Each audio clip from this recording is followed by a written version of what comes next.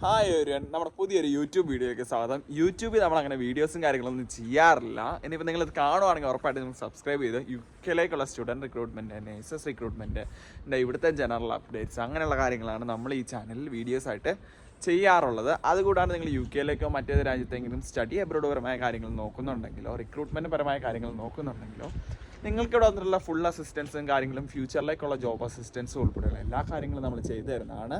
നമ്മുടെ സ്റ്റുഡൻസാണ് നമ്മൾ WhatsApp through ഉള്ള സപ്പോർട്ട് കൊടുക്കുന്നത്. നിങ്ങൾ മറ്റൊരു ഏജൻസി പോകുകയാണെന്നുണ്ടെങ്കിൽ അവരുമായിട്ടുള്ള സപ്പോർട്ട് നിങ്ങൾ സീക്ക് ചെയ്യുക. അപ്പോൾ നമ്മളുടെ ആപ്ലിക്കൻസും സ്റ്റുഡൻസിനെയും നമ്മൾ തന്നെ സപ്പോർട്ട് ചെയ്യും. അപ്പോൾ അതുകൊണ്ട് നിങ്ങൾക്ക് അഡ്മിഷൻ പരമായ ആവശ്യങ്ങളുണ്ടെങ്കിൽ ഉറപ്പായിട്ട് നിങ്ങൾക്ക് നമ്മളെ കോൺടാക്ട് ചെയ്യാൻ പറ്റുന്നതാണ്. പിന്നെ നമ്മളിത് പറയാൻ വന്നതെന്ന് വെച്ച് കഴിഞ്ഞാൽ നേഴ്സസ് റിക്രൂട്ട്മെൻറ്റിനെ പറ്റിയാണ്. അതായത് യുകെയിലേക്ക് ഒത്തിരി നേഴ്സസിൻ്റെ മെസ്സേജ് നമുക്ക് നിങ്ങൾ കെയർ വിസ വരട്ടെ, അങ്ങനെ വരട്ടെ, ഞങ്ങൾക്ക് ഇൻ്റർവ്യൂ കിട്ടുന്നില്ല എന്നുള്ളത്. അപ്പോൾ നിങ്ങൾ ചെയ്യേണ്ടത് ഇത്ര മാത്രമാണ്. നിങ്ങൾ ആദ്യമായിട്ട് ശ്രദ്ധിക്കുന്നത് വെച്ചാൽ എക്സ്പീരിയൻസ്. ഇനിയുള്ള കാലത്ത് എക്സ്പീരിയൻസ് ഇല്ലാത്തുള്ള റിക്രൂട്ട്മെൻറ്റുകൾ കുറവായിരിക്കും. അപ്പോൾ നിങ്ങൾ എത്രയും വേഗം എക്സ്പീരിയൻസുകൾ നേടിയെടുക്കാൻ ശ്രമിക്കുകയാണെന്നുണ്ടെങ്കിൽ നിങ്ങൾക്ക് എപ്പോഴും അത് യൂസ്ഫുൾ ആയിരിക്കും. അപ്പോൾ 1 ഇയർ എക്സ്പീരിയൻസ് കഴിഞ്ഞിട്ട് OETക്ക് പോകുന്നതാണ് എപ്പോഴും ബെറ്റർ. പണ്ടത്തെ പോലെ എല്ലാവരും എന്താ പറയുക, ക്ലാസ് കഴിയുന്നത് നേരെ OETക്ക് പോയി ട്രെയിനിങ് പോയിട്ട് പ്രത്യേകിച്ച് കാര്യമൊന്നും ഇനി ഉണ്ടാകാൻ പോകുന്നില്ല. കാരണം റിക്രൂട്ട്മെൻറ്റുകൾ കുറവാണ്. അപ്പോൾ പുതിയ ഏത് ഗവൺമെൻറ് വന്നാലും ഇനി റിക്രൂട്ട്മെൻറ്റുകൾ കൂടാനുള്ള സാധ്യതകൾ വളരെ കുറവാണ്. കാരണം ഗവൺമെൻറ് ഓൾറെഡി മൈഗ്രേഷൻ കുറച്ചുകൊണ്ട് വരാനാണ് ശ്രദ്ധിക്കുന്നത്. ഡിപ്പെൻഡൻറ്റ് വിസയുള്ളൊരു സെക്ടറും കൂടെ ആയതുകൊണ്ട് വിസകൾ വളരെയധികം കുറവായിട്ടായിരിക്കും ഇനി ലഭിക്കണത്. അപ്പോൾ അതുകൊണ്ട് അങ്ങനെയുള്ള കാര്യങ്ങൾ നിങ്ങൾ ഉറപ്പായിട്ട് ശ്രദ്ധിക്കണം. അപ്പോൾ അങ്ങനെയുള്ള കാര്യങ്ങൾ നിങ്ങൾ ഉറപ്പായിട്ടും ശ്രദ്ധിക്കണം എന്ന് ഞങ്ങൾ പറയുകയാണ്. അപ്പോൾ നിങ്ങൾ എക്സ്പീരിയൻസ് ആണ് ഒന്നാമത്തെ കാര്യം. പിന്നെ നിങ്ങൾ എന്താ പറയുക, മാക്സിമം കോഴ്സ് ചെയ്യുമ്പോഴത്തേക്ക് എക്സ്പീരിയൻസ് നേടിയെടുക്കാൻ ശ്രമിക്കുക. അതിനുശേഷം മാത്രം OETക്ക് പോവുക. തിരക്ക് പിടിക്കേണ്ട ആവശ്യമില്ല. റിക്രൂട്ട്മെൻറ്റ് അങ്ങനെ നിർത്തിയൊന്നും പോകാനൊന്നും പോകുന്നില്ല. എന്താണെങ്കിലും നേഴ്സുമാരുടെ ആവശ്യമുണ്ട്. അപ്പോൾ അത് നടന്നുകൊണ്ടിരിക്കും. പിന്നെ കെയർ വിസയിൽ വരുന്ന നേഴ്സുമാരാണ് എനിക്ക് പറയാനുള്ളത്. നിങ്ങൾ മാക്സിമം കെയർ വിസ എന്ന് പറഞ്ഞ സംഭവം ഒഴിവാക്കുക. ആ കെയർ വിസയിൽ വന്നു കഴിഞ്ഞാൽ നിങ്ങൾക്ക് ഉണ്ടാകുന്ന പ്രശ്നങ്ങൾ എന്ന് പറഞ്ഞു കഴിഞ്ഞാൽ ഈ ഒരു ഹോം നിർത്തി പോവുക, മറ്റുള്ള കാര്യങ്ങളൊക്കെ സംഭവിക്കുകയും ചെയ്ത് കഴിഞ്ഞാൽ നിങ്ങളുടെ പൈസ നഷ്ടം, കാര്യങ്ങളെ സമയനഷ്ടം ഒക്കെ.